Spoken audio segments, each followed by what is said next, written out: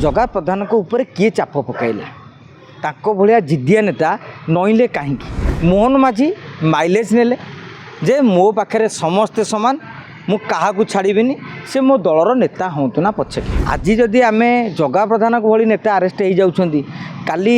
कौन C block रे video जदि आम ना मिछ सत्य अभियोगटे करदे ताले सेठाकर आईआईसी आमको टेकी नहीं तेणु जो बीजेपी कर्मी जो धाक था आप देखुए गत वर्ष भर जो मोडुस ऑपरेंडी स्टाइलटा था से स्टाइलटा कौन सी प्रकार मरी जा देखु जगन्नाथ प्रधान को किंगपिन बोली जहाँ ओएस संघ दाबी करथिला मु भावुची काली डीसीपी जहाँ स्टेटमेंट देले सी से आधार ग्रहण कर नहीं जो 5 जण बाड़े थिले तांको ऊपर जो भली दफा लगाई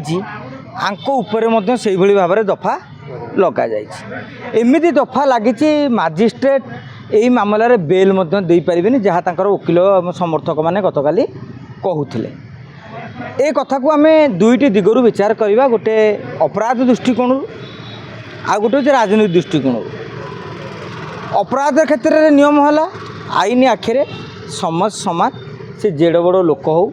साधारण लोक हो बा गोटे पतियारा संपन्न लोक हो समस्ते आईन आगे सामान तेणु जदि आम सहीटा को देखा ताहले जगा प्रधान को गिरफ करार आवश्यकता थिला पुलिस ताकू करिछि बोली कहि परिबा किंतु राजनैतिक दृष्टि जो बहुत बड़ गुरुत्वपूर्ण गोटे हूँ सरकार आ गोटे हूँ दल सरकार को अकल पकाईदेले ओएस संघ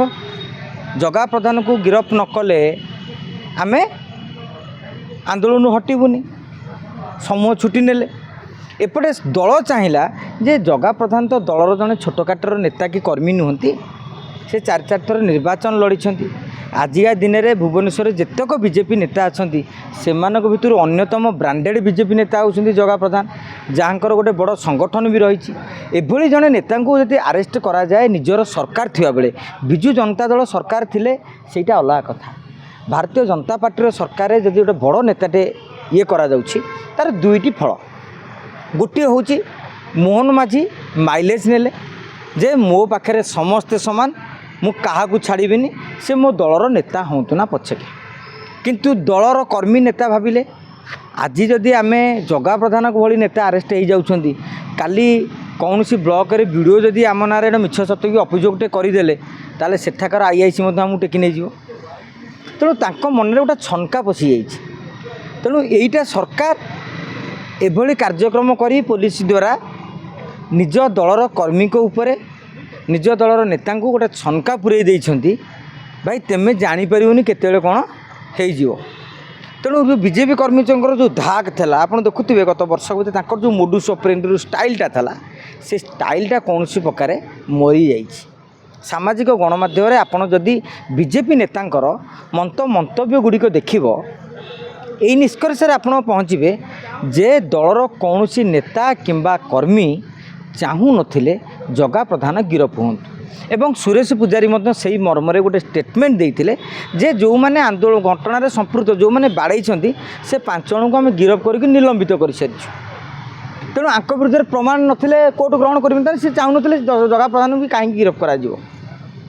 प्रदीप पुरोहित भली जड़े बड़ सांसद बरगढ़ से सीधा सड़क भाव में कहले आम दलर मुंड नुआई बीजेडी गोटे षड्यंत्र कर ओएस संघ को मतई अर्थात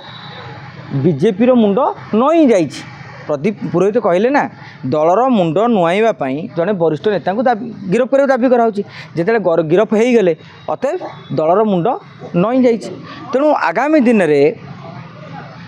दीर्घमियादी भाव में गोटे सरकार संगठन भितर कौटी ना कौटी गोटे के पहुँच हे तो एबे बाहुड़ा अच्छी अन्य कार्यक्रम अच्छी बन्या अच्छी दल से कथा चर्चा है ना जगा प्रधान रिटर्न कलापर जना पड़ो तांकर आभिमुख्यता कौन रोचे एवं अन्य नेता मैंने कौन मतमतव्य दौरान आ गोटे कथा जे जगा प्रधान काली कहले आम सरकार आ दलर सम्मान से कहले बाहुड़ा असुविधा हो किंतु ओएस संघ कही तो बाहुड़े आम समर्थन करूँ बाहुड़े कम करूँ से कहले बन्यारे सहयोग कराया ओएस संघ तो कही आम बन्यारे भी सहयोग करूँ ताले कौ सम्मानटार दरकार था जगा प्रधान को ऊपर किए चाप पकाइला ताको भलिया जिद्दिया नेता नईले कहीं घटना घटिया पर जी जो बास्फोट करुले ସେଇଟା ହଠାତ୍ ନରମ ହେଲା କାହିଁକି? ତେଣୁ କେଉଁଠି ନା କିଛି କିଛି ଘଟୁଛି ଯେଉଁଟା ଦୂରକୁ ଆସିନାହିଁ, ଖୁବ୍ ଶୀଘ୍ର ତାହା ଆସିବ ବୋଲି ଆମେ ଆଶା ରଖିପାରିବା। କ'ଣ ଉଦାହରଣ ସାଜିଲେ? ପୋଲିସ ତ କହିଲା ତାଙ୍କ ବିରୁଦ୍ଧରେ ଅପରାଧର ପ୍ରମାଣ ଅଛି ବୋଲି ଆମେ ଆରେଷ୍ଟ କରୁଛୁ। ତେମେ କହିଲ ଦଳ ସରକାରର ସମ୍ମାନ ପାଇଁ ଆମେ ଆରେଷ୍ଟ ହେଇଛୁ। ତାମାନେ ଜଗାପଦାନ କହିବା କଥା ତାଙ୍କ ବିରୁଦ୍ଧରେ କିଛି ପ୍ରମାଣ ହିଁ ନଥିଲା। ଯଦି ଜଗାପଦାନ କିଛି ପ୍ରମାଣ ନଥିଲା, ଡିସିପି ପ୍ରମାଣ ପାଇଲେ କେଉଁଠୁ? ଯଦି ଖୋଳିବୁ ନା ଏ ମଞ୍ଜ ଭିତରୁ ଆହୁରି ମଞ୍ଜ ଆହୁରି କ୍ଷୀୟ ବାହାରିବ, ଆଳୁ ଖୋଳୁ ଖୋଳୁ ବହୁତ ମହାଦେବ ବାହାରିବେ। ତେଣୁ ଜଗାପ୍ରଧାନ କ'ଣ ଉଦାହରଣ ହେଲେ କି ତା ଦ୍ୱାରା ଦଳର ବରିଷ୍ଠ ନେତାଙ୍କ ମନରେ ଆଉ କ'ଣ ଧାରଣା ସୃଷ୍ଟି ହେଲା ହଠାତ୍ କିନା ଜଣାପଡ଼େନି। ଯେତେବେଳେ ଗୋଟେ ବାତ୍ୟା ଆସେ ପ୍ରଥମେ ଲଘୁଚାପ ରୂପ ନିଏ, ଯେଉଁ ଘୂର୍ଣ୍ଣିବାଳ ଆସେ ଲଘୁଚାପ, ତାପରେ ଅବପାତ ପରେ ବାତ୍ୟା। ବର୍ତ୍ତମାନ ଲଘୁଚାପଟିଏ ହେଇଛି।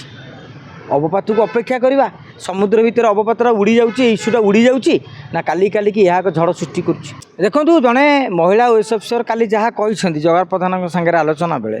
ଅତି ସଙ୍ଗୀନ କଥା କହିଛନ୍ତି। ଜଗାପ୍ରଧାନ ବି ଆରେଷ୍ଟ ହେଲା ପରେ ସେ ଭିଡ଼ିଓଟି ମଧ୍ୟ ସେୟାର କରିଛନ୍ତି ଏବଂ ତାଙ୍କ ଜରିଆରେ ମଧ୍ୟ ଅନ୍ୟମାନଙ୍କ ପାଖକୁ ସେ ଭିଡ଼ିଓଟି ମଧ୍ୟ ଅଡ଼ିଓଟି ମଧ୍ୟ ସର୍କୁଲେଟ୍ କରାଯାଇଛି। କାରଣ ଜଗନ୍ନାଥ ପ୍ରଧାନ ହିଁ କଥା ହେଉଥିଲେ। ଗୋଟେ ମହିଳା ଅଫିସର OS ଅଫିସର ଯେଉଁ ଅଭିଯୋଗ ଆଣିଛନ୍ତି ଅତ୍ୟନ୍ତ ସଙ୍ଗୀନ, ଛୋଟକାଟର ଅଭିଯୋଗ ଆଣିନାହାନ୍ତି। ମୋତେ ହାରାସ କରାଯାଉଥିଲା, ମୋତେ ଟାର୍ଗେଟ୍ କରାଯାଉଥିଲା, ଏତେ ହାରାସ କଲା ଯେ ମୋର ଗର୍ଭପାତ ହେଇଗଲା, ମିସକ୍ୟାରେଜ୍ ହେଇଗଲା ବୋଲି କହିଲେ। ତେଣୁ ଅନେକ କ୍ଷେତ୍ରରେ କ'ଣ ହୁଏ, ଆପଣ ଅନେକ ଭାବୁଥିବେ ସେତେବେଳେ କାହିଁ କହିଲେନି, ଏବେ ବି କହିଲେ ଆଇନ ଅନୁସାରେ କାର୍ଯ୍ୟାନୁଷ୍ଠାନ ଗ୍ରହଣ କରାଯାଇପାରିବ। ସେଥିପାଇଁ ବର୍ତ୍ତମାନ ସରକାର ରତ୍ନାକର ବାବୁଙ୍କ ବିରୁଦ୍ଧରେ କେତେ କଠୋର ହେଉଛନ୍ତି ଦେଖିବାର ଅଛି। ନହେଲେ OS ସଂଘର ଜିତ୍ ମହାଜିତରେ ପରିଣତ ହୋଇଯିବ। ରତ୍ନାକର ସାହୁଙ୍କୁ ଯଦି ଗିରଫ ନ କରାଯାଏ, ତାଙ୍କ ନାଁରେ ମାମଲା ରୁଜୁ କରାନଯାଏ, ଥାନାରେ ଆସିକି ବସା ନଯାଏ, ତାହେଲେ ଏହା ମଧ୍ୟ ଦର୍ଶାଇ ଦେବ ଯେ ଏବେ ବି ଚାଲିଛି ବାବୁରାଜ।